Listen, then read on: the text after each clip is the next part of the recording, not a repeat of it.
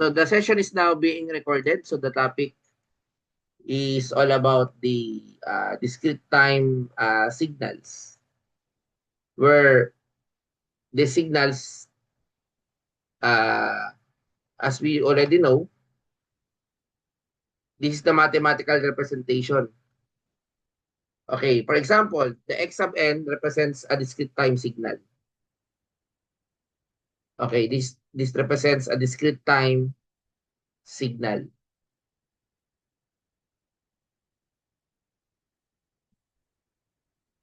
Okay, so a discrete time, let's say a discrete time, uh, it's like the stem signals. So representing as in n and n. That's why x sub n is an representation of a discrete signal.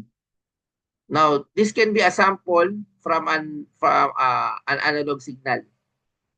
Okay, wherein T sub S is the sampling period, or the that is equivalent to 1 over the frequency, sampling frequency.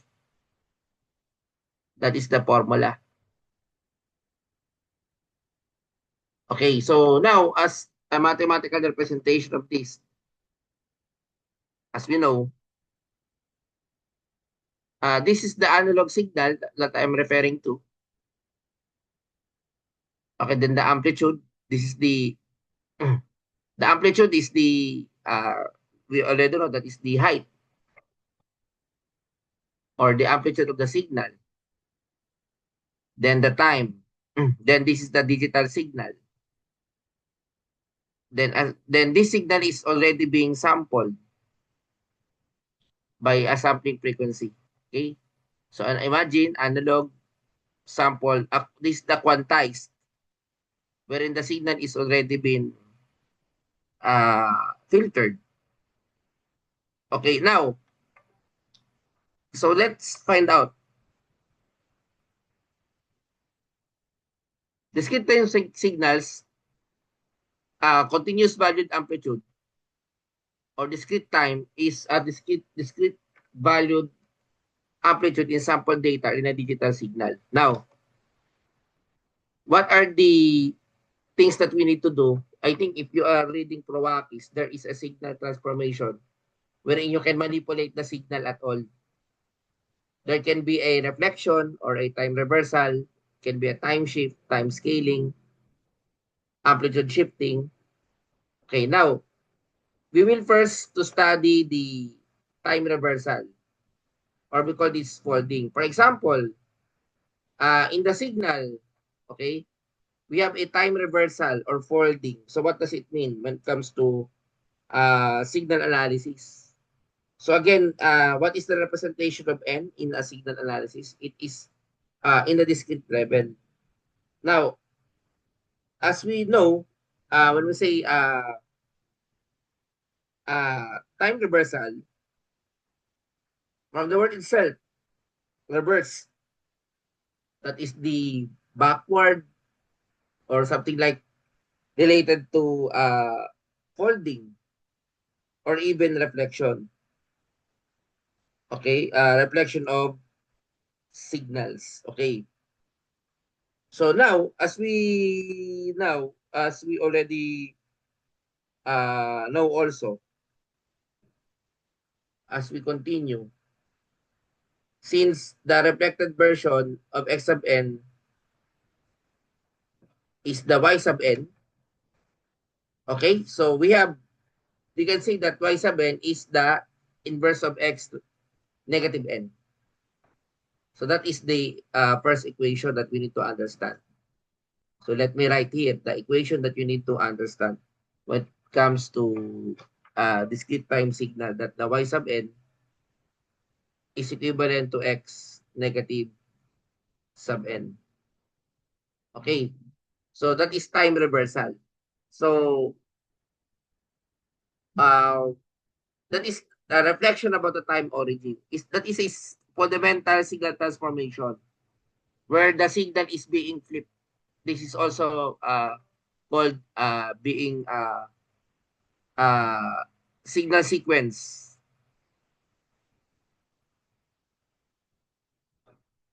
is flip. Okay? That is flip along the time axis.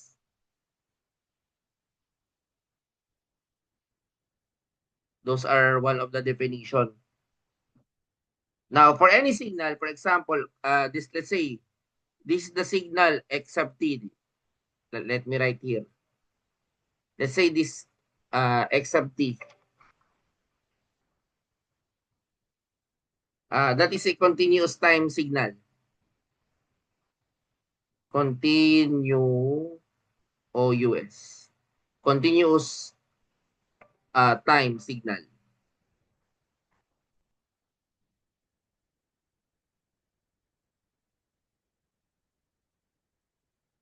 Okay, continuous time signal. So, we say time reversal at each point at time A to, let's say, for example, when we say continuous time signal, the time reversal that we are referring to, the time reversal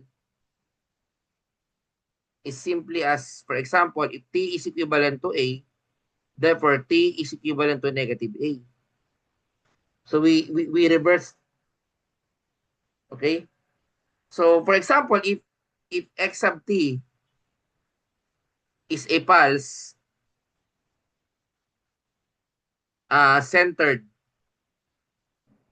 at t is equivalent to 2, uh, x negative t will also be the same pulse. This is the analogy. The same pulse, okay, since we are using this, no, centered at t is equal to negative 2. So now, mathematically, this transformation is directly applied to the argument of x replacing t everywhere in the signal expression. Okay, when it comes to digital signal or discrete signal, the reversal effect, uh, that is the discrete signal that we have. So now, as we continue, since we already know that the meaning of the time reversal, we also have the time shifting. So what is the time shifting? Okay, so time shifting from the word itself, shift, let's say advance, because we have advance and delay. So what does it mean?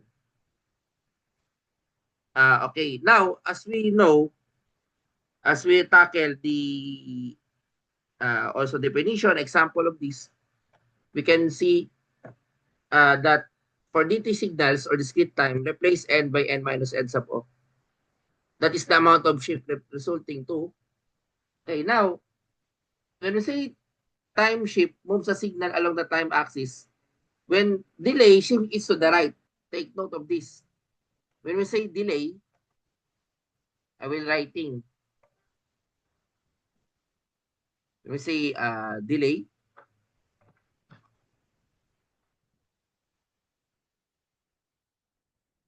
uh, that is mathematically that is x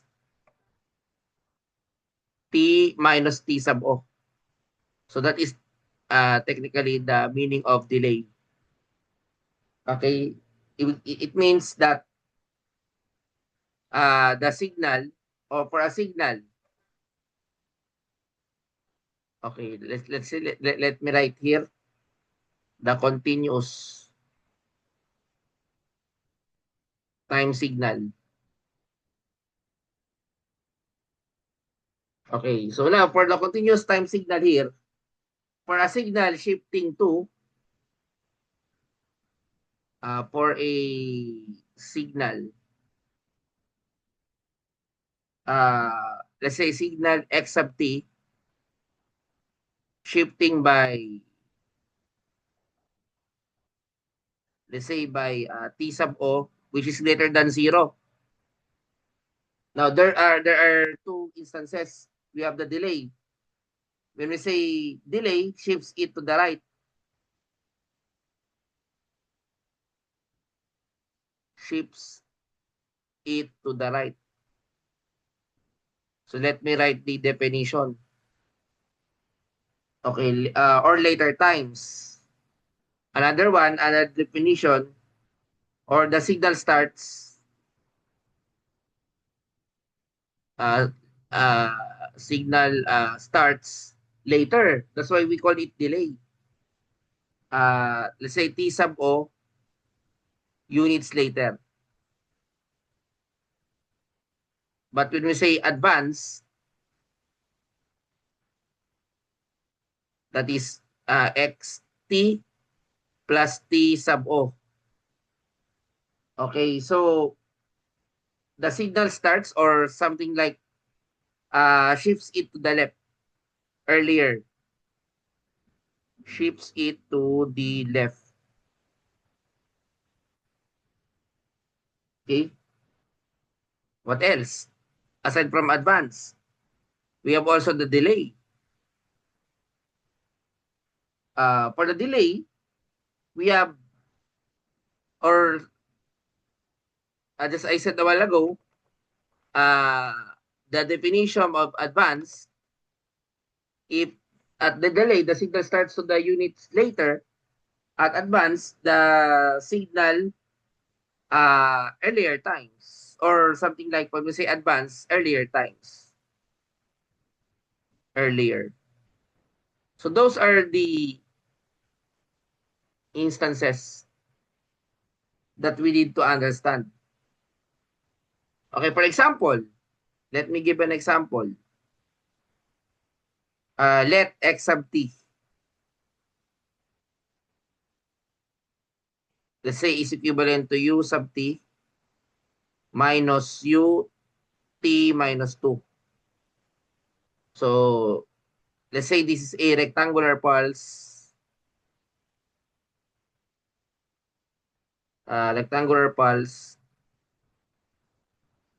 from t is equivalent to 0 to t is equivalent to 2, where u sub t is the unit step function, is the unit step function. Now, as we know, that is the example. If we want it to, let's say, to delay it, let's say we need to delay by T sub O is equivalent to 3. So therefore, what we're going to do is the equation would be x t minus 3. Okay, that would be the equation. So meaning to say that it's u, that is t minus 3, minus, since this is already 2, negative 2 minus 3, is u t minus 5. So meaning to say this, the pulse from t is equivalent to 3 to t is equivalent to 5. So that is the what happened. Now, if we are talking about delay or advance, let's say uh, advance by t sub o. Let's say 1. So what we're going to do is x t plus 1, then is equivalent to u. This is most likely if we are pertaining to this one, t plus 1 minus u, t negative 2 plus 1 is negative 1. So that is the false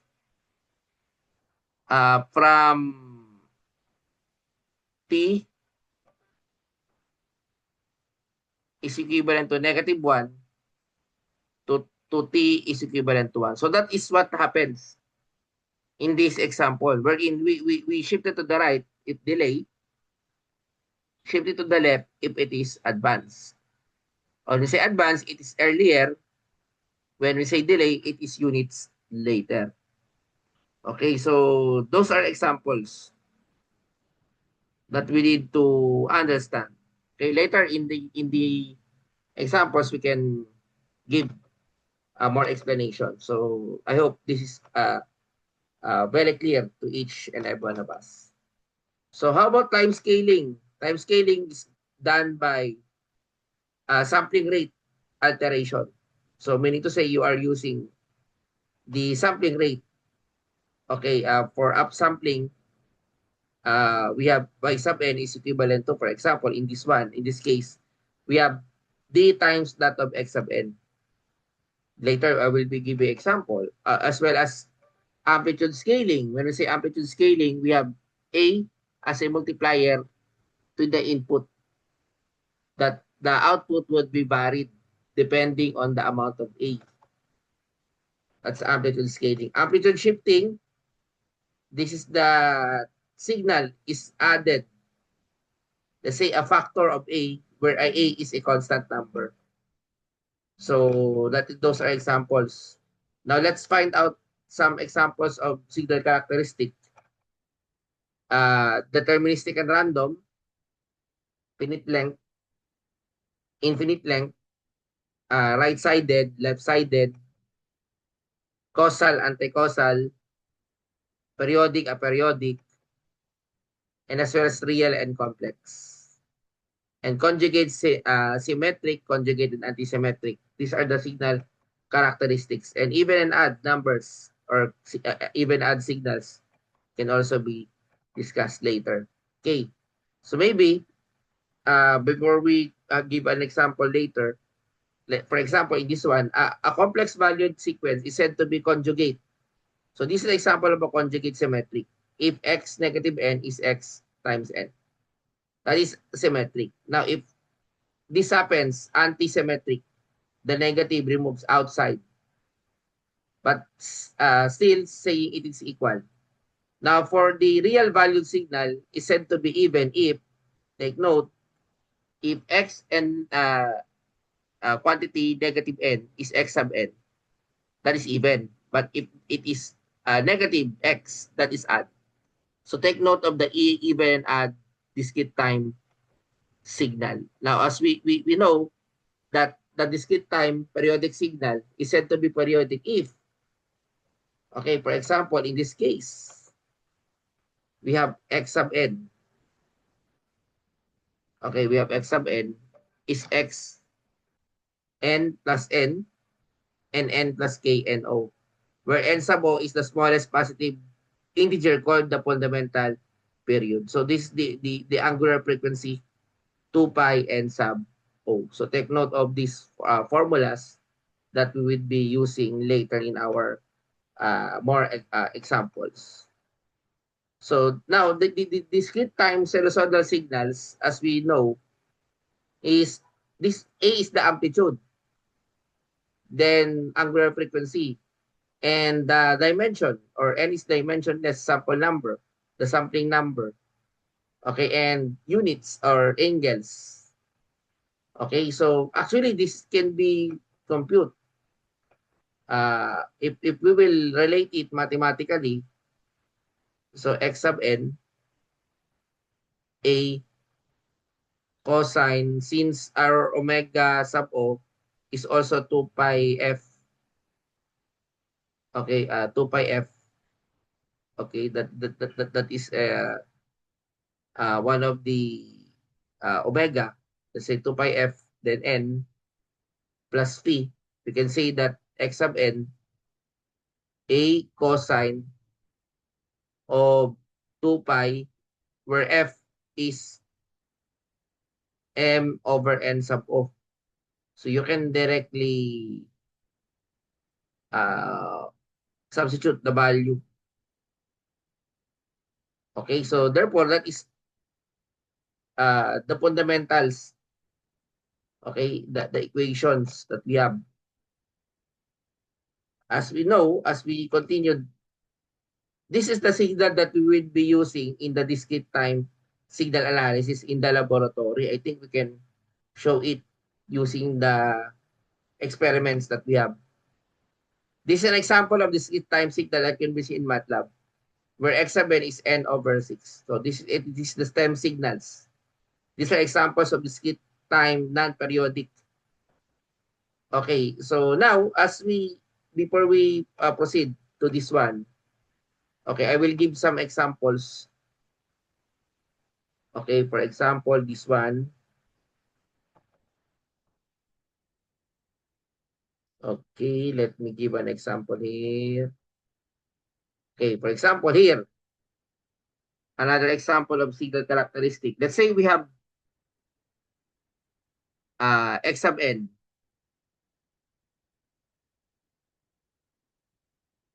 Is equivalent to 1, 2, 3, and 4. For example, n is equivalent to 0, 1, 2, and 3. So if we want to delay it by n sub o by 2, therefore our mathematical definition here is n minus 2. Now, as you notice, since we will be using two delays here, what we're going to do is if we want it to delay, so what would be the answer? So we need to delay it by 0, 0, then copy 1, 2, 3, and 4. Because we delay it by 2. So that is for n is equal to 1 in this example, where 0 is elsewhere. So this is for n is equivalent to 0, 1, 2, 3, 4, 5. So on and so forth. Okay, if we want to advance it by 1, it's like what we are doing later, recently. Advance. Let's say by n sub o is equivalent to 1. Okay, so therefore, if we want to advance it by 1, this will be x n plus 1. Now, what would be if this is the concept, it will be shift. So therefore, as if we will be answering, we know that the sample at n0 of xn plus 1 is x1 is equal to 2. If we will substitute. And x sub 0 is equal to 1. Shifted to n is equal to negative 1. So therefore, it's outside the original positive index range. So what would be the answer? So we can say that the n plus 1 here is simply 2, 3, and 4. That is 4 n is equivalent to 0, 1, and 2. Where the sample, please allow me to write the solution. N is equal to 0 of x n plus 1. For example, is 0 plus 1 is x1 is equivalent to 2. Okay? That is x sub 1. Okay, and x sub 0, take note, uh, so if what is the value of x sub 0? So pertaining to that, if I'm not mistaken, if x is will just become 0 if n is equal to negative 1. So if x is 0 at let me Okay? If n is equivalent to -1, therefore our this would be -1 plus 1 is 0. Okay? So now, at x sub 0, what does it mean? So it will be shifted to the n is equal to -1, which is outside the original. Okay? So take note of that. So those are examples. Now, as we continue the topic here, again, these are the characteristics that would be discussed in I think, the next chapters or next modules will be discussed. The signal characteristics. But for now, we'll be discussing the important topics. Okay. For example, this one, the unit impulse. So what does it mean? It can be written as the sum of shifted unit impulses. We have also exponential signals, where B and R are real complex numbers. Okay, so take note of that. Now, signal metrics can be measured measured by energy, power, magnitude, and area. So energy is that infinite sequence with finite sample. Okay, then the power is a finite energy signal within zero average. So again, if n is approaching to infinity, it is called an energy signal. And then an infinite energy signal with 5 average power is called a power signal. So average power as well as 1 over n summation of NO plus n minus 1, n is equal to n sub O, where this x sub n square, then the root mean square is RMS P sub x, as well as the magnitude and the area. So now, okay, I will stop the lesson here.